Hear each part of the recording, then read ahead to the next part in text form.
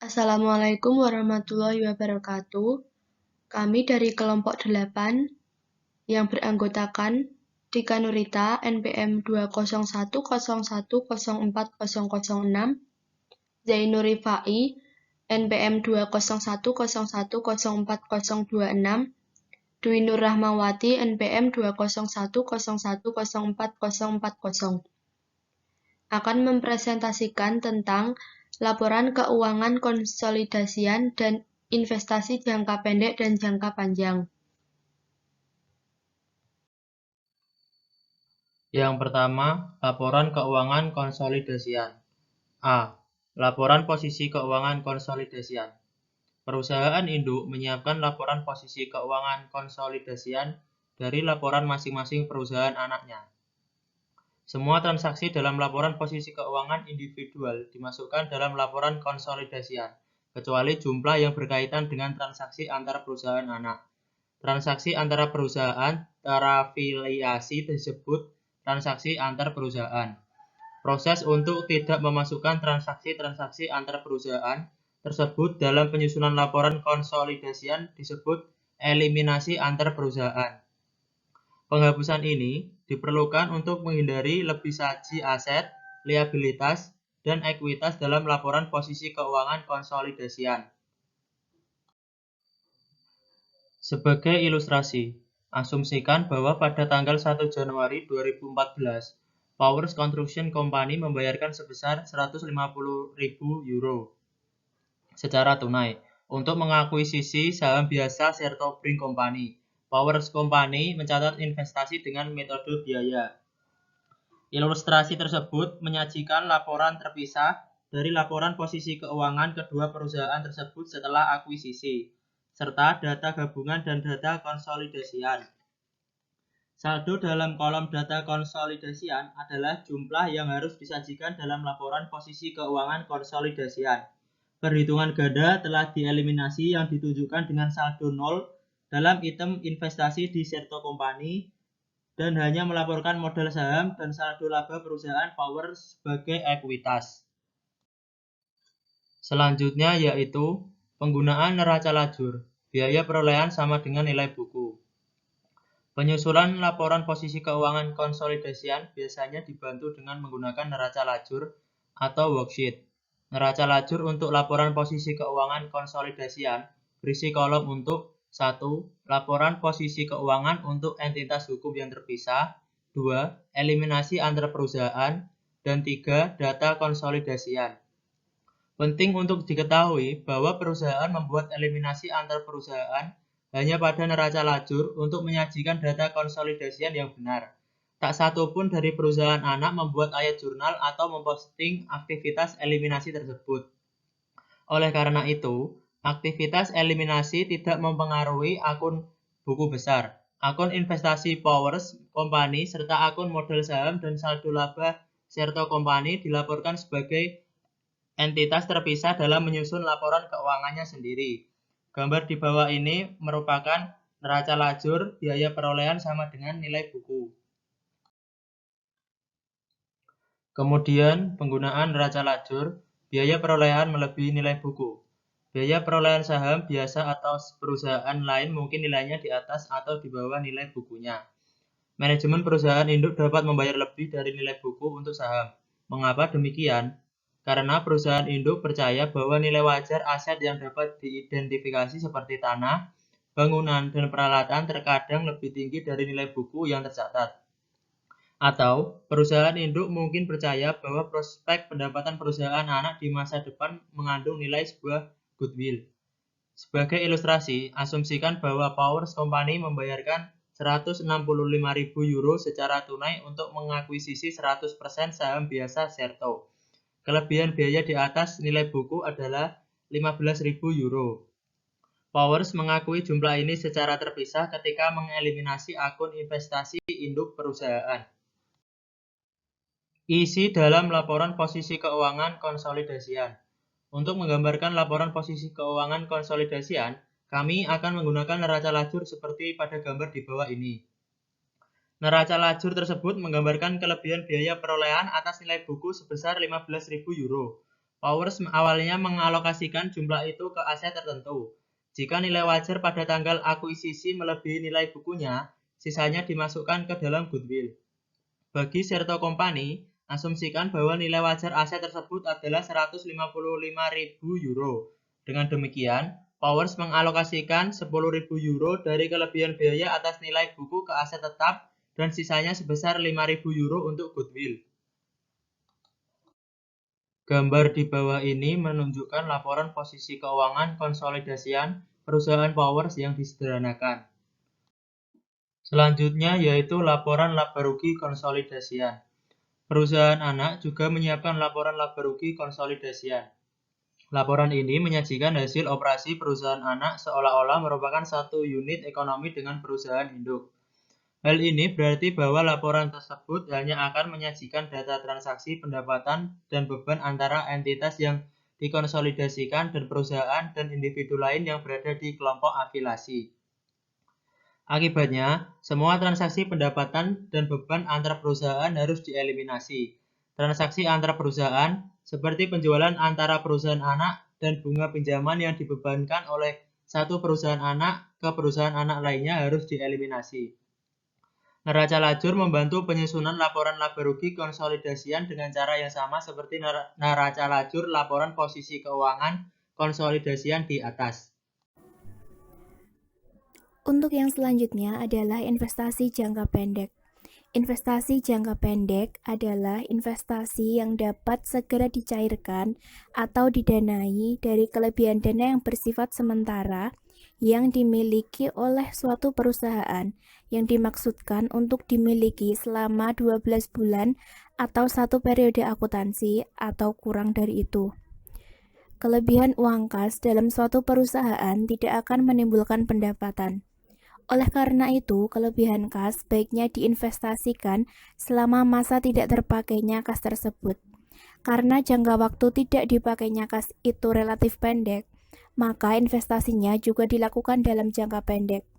Investasi jangka pendek biasanya dilakukan dalam bentuk deposito, sertifikat bank, atau surat-surat berharga, yaitu seperti saham dan obligasi. Tujuan investasi jangka pendek: 1. Memanfaatkan kelebihan cash flow untuk sementara waktu. Hal ini biasa dilakukan oleh para pengusaha dan para investor untuk mengembangkan usahanya dengan adanya modal tambahan dari investasi tersebut. Kemudian yang kedua adalah memperoleh tambahan dana. Selanjutnya adalah karakteristik investasi jangka pendek. 1. Dapat segera diperjualbelikan atau dicairkan. 2. Investasi tersebut ditujukan dalam rangka manajemen kas. Artinya, pemerintah dapat menjual investasi tersebut apabila timbul kebutuhan kas. Yang ketiga adalah beresiko rendah. Pembelian surat-surat berharga yang beresiko tinggi bagi pemerintah karena dipengaruhi oleh fluktuasi harga pasar. Surat berharga tidak termasuk dalam investasi jangka pendek. Selanjutnya adalah 3 syarat investasi jangka pendek menurut PSAK nomor 50, yaitu 1. Mempunyai pasaran dan dapat diperjualbelikan dengan segera. 2. Dimaksudkan untuk dijual dalam jangka waktu dekat bila dibutuhkan dana untuk kegiatan umum perusahaan. 3. Tidak dimaksudkan untuk menguasai perusahaan lain.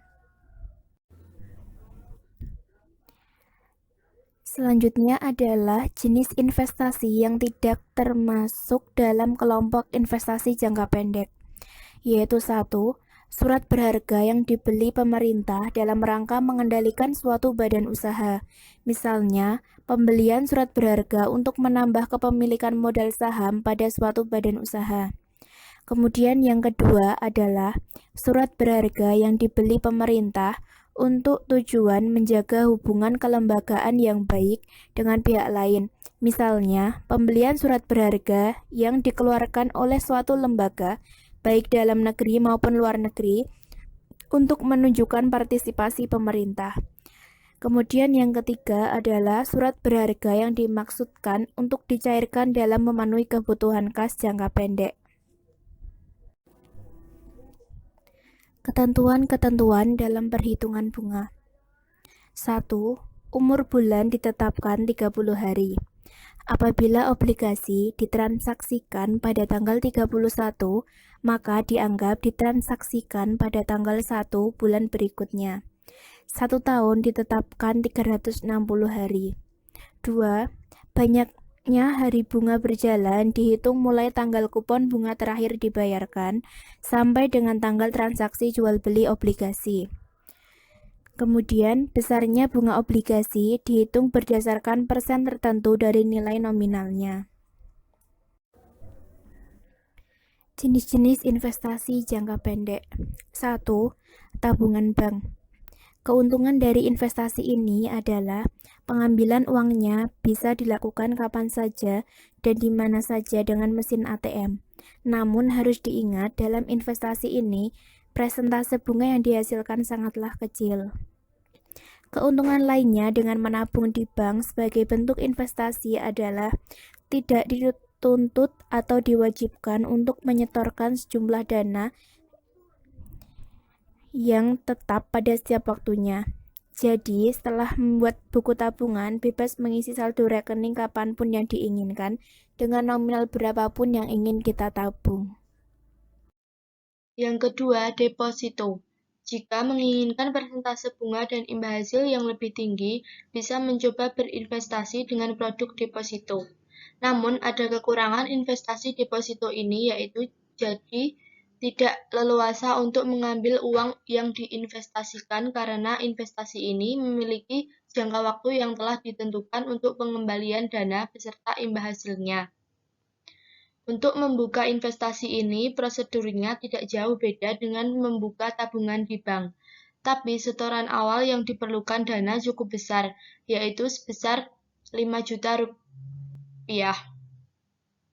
Setelah investasi awal dikeluarkan untuk deposito, selanjutnya bisa menyesuaikan dengan kemampuan finansial masing-masing orang. Yang ketiga, forex trading. Forex trading adalah bentuk investasi dengan konsep perdagangan mata uang asing.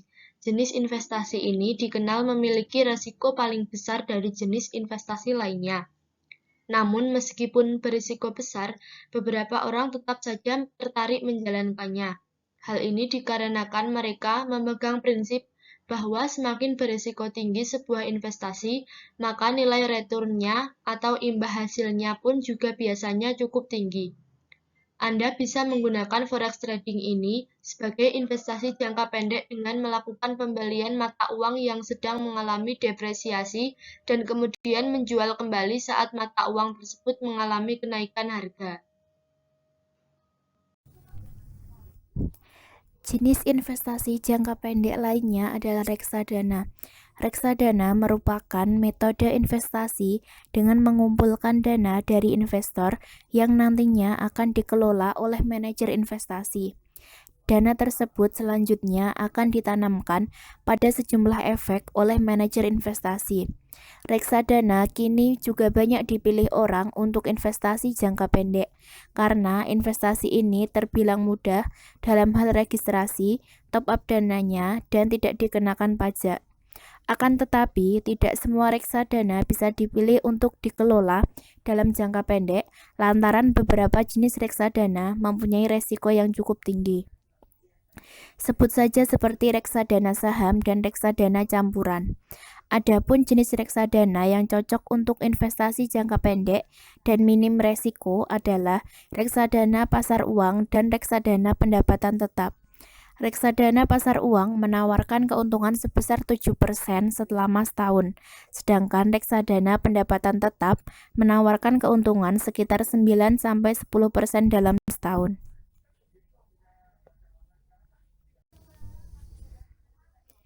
Selanjutnya adalah peer-to-peer atau P2P lending. Investasi peer-to-peer atau P2P lending merupakan salah satu jenis investasi jangka pendek yang belakangan ini populer serta sangat banyak dijadikan sebagai pilihan masyarakat. Investasi satu ini memungkinkan semua orang untuk memberikan atau mengajukan pinjaman satu sama lain tanpa menggunakan jasa dari bank sebagai perantara. Semuanya diwadahi oleh perusahaan yang khusus bergerak di peer-to-peer atau P2P lending. Berdasarkan jenis peminjamannya, P2P lending dibagi dua, yaitu P2P lending konsumtif dan P2P lending produktif. Disebut produktif karena peminjam dananya adalah para pengusaha mikro. Sementara itu, yang konsumtif adalah P2P lending yang membebaskan peminjamnya menggunakan uang tersebut untuk apapun. Dari segi tenor, P2P lending juga beragam. Ada yang setahun, 2 tahun, dan bahkan ada hitungan hari saja. Investasi jangka panjang. Pengertian investasi jangka panjang adalah penanaman modal untuk satu atau lebih aktiva yang dimiliki dan biasanya berjangka waktu lama dengan harapan mendapatkan keuntungan di masa-masa yang akan datang. Bentuk investasi jangka panjang. Yang pertama, saham, reksadana atau mutual funds, investasi program pensiun, investasi emas, obligasi, investasi dalam aktiva lain. Tujuan investasi jangka panjang.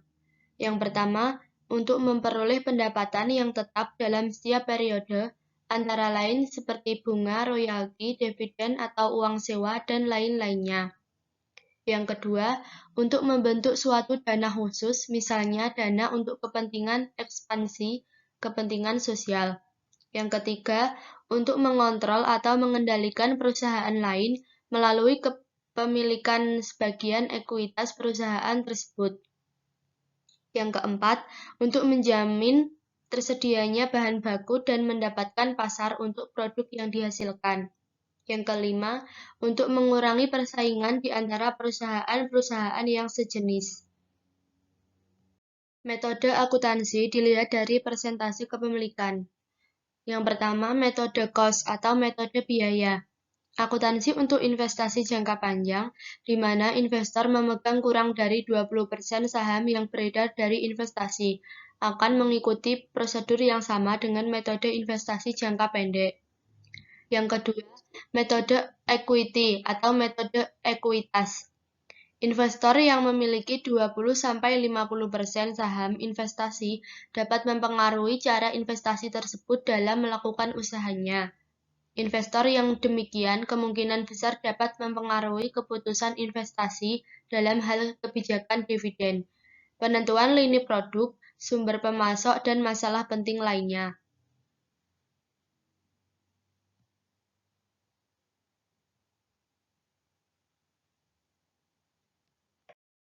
Yang ketiga, metode konsolidasi. Investor dengan kepemilikan saham yang melebihi 50% atau lebih dari 50% akan diperbolehkan untuk memberikan suara atau dengan status signifikan.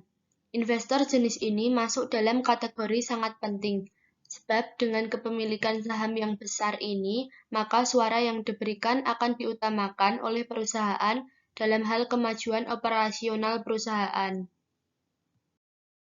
Sekian presentasi dari kelompok kami. Terima kasih atas perhatiannya. Jika ada kesalahan atau kekurangan mohon dimaafkan.